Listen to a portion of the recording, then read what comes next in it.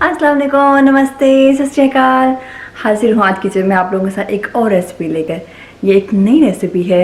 इसका मतलब ये कोई पाकिस्तानी इंडियन रेसिपी नहीं है।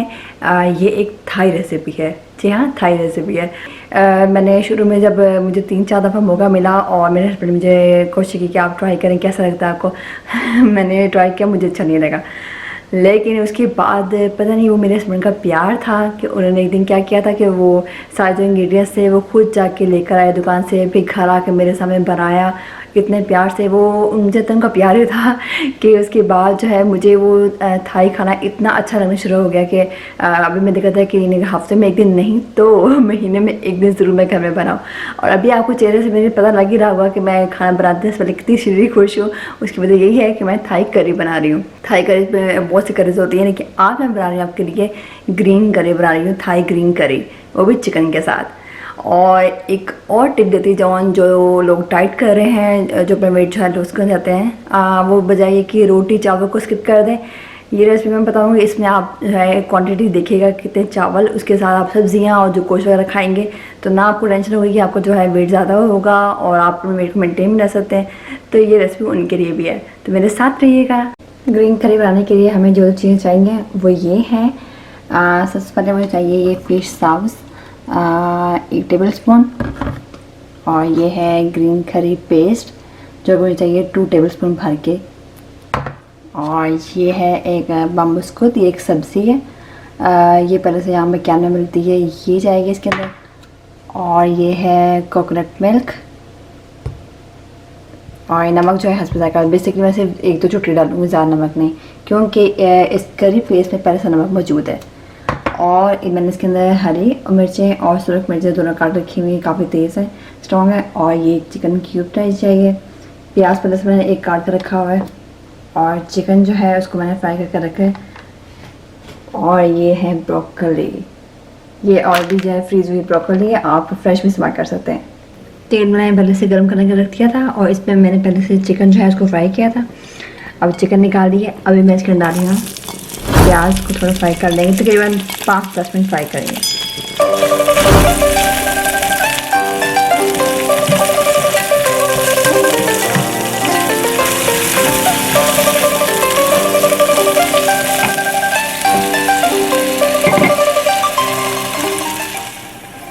प्याज फ्राई हो चुका है, और इसमें मैं डाल रही हूँ 2 टेबल स्पून भर के ये करी पेस्ट।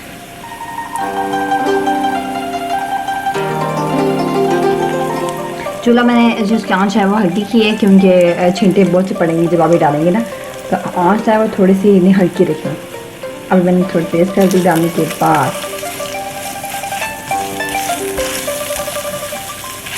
अच्छी तरह से आपके साथ मिक्स करना है।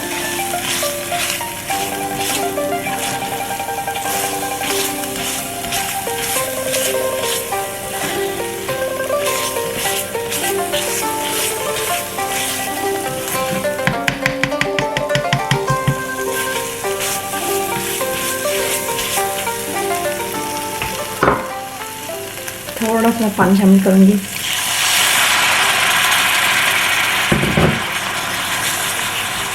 इससे क्या होता है कि मसाला जो है वो अच्छी तरह से बन जाता है, जैसे टेस्ट है वो अच्छी तरह से पक जैसे पकाना भी है इसके अंदर, क्योंकि हल्का से कच्चा रह गया तो आपको टेस्ट नहीं बिल्कुल अच्छा लगेगा, इसे इसको पकाना है।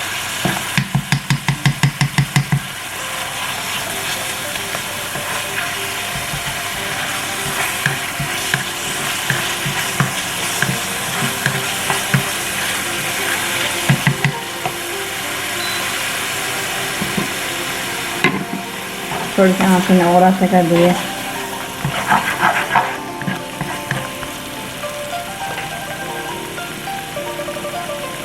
थोड़ा सा पानी और,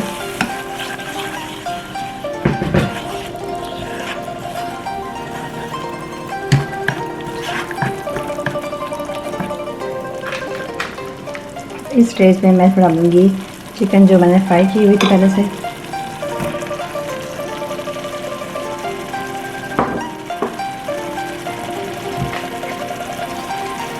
थोड़ा सा नमक,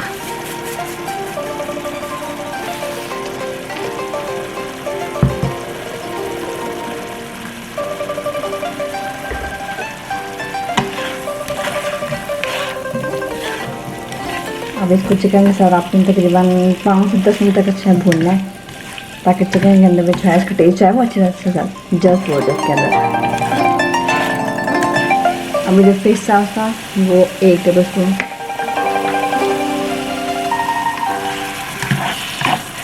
ऐसे 5 मिनट तक भुना है। अभी इसको ढककर रखेंगे क्योंकि थोड़ा सा उसका जो तेल है, ऑयल है, वो ऊपर आ जाए, ताकि हमें पता चले कि जो मसाला है वो भून गया।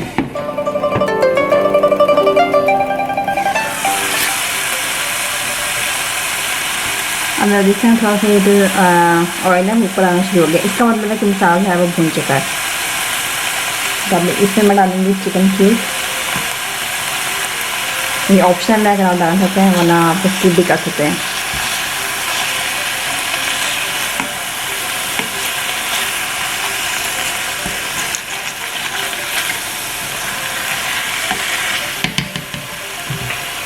थोड़ा सा पानी डाल के और मिक्स करके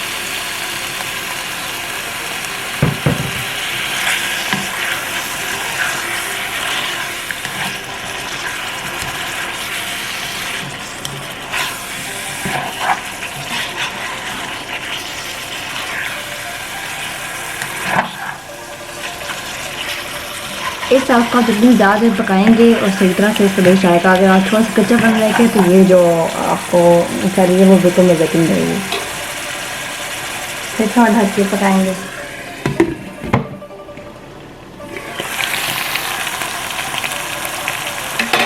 इसको देखते हैं एक्सट्रीम मज़े का लग रहा है। अभी आप देखें तेल जो है और ऊपर पर आ गया, तो मतलब हमारा मसाला अच्छा भून चुका है। तो अब हम डालेंगे जो कोकोनट मिल्क है वो डालेंगे।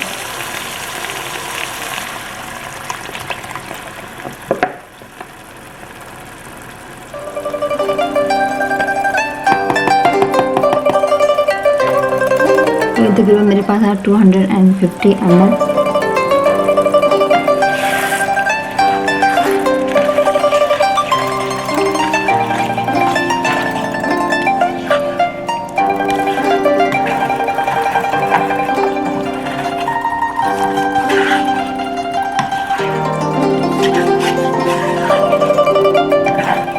कोकोनट की बहुत अच्छी खुशबू आ रही है, और ये जो है कोकोनट की खुशबू जो है ये थाई खाने में नहीं बहुत ज़रूरी है, ये आए तो वो बहुत मज़े करती है।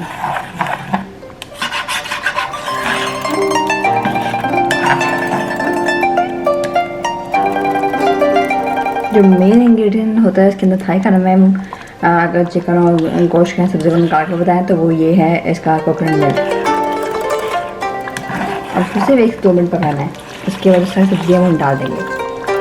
इस करी को मैं सर्व करूँगी मटरों के चावल के साथ। मैंने मटरों के चावल इसलिए कहा है क्योंकि ये मटरों का पुलाव नहीं है, इसके वजह से पाकिस्तानी जो मसाला होता है पुलाव में वो बिल्कुल भी नहीं है। ये सादे सुबह चावल और बीच मैंने मटर डाले। अब खिलाएंगे सब्जियाँ जो कि हैं ब्रोकली,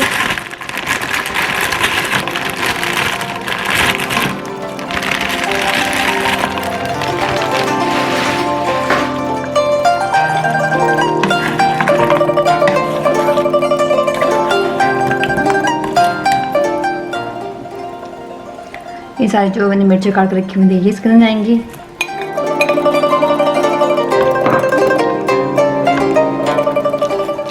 और जो बाम्बूस की सब्ज़ी है ये देखने में मैंने खोली है, ये अंदर से ऐसी होती है, और ये इसके अंदर जाएगी।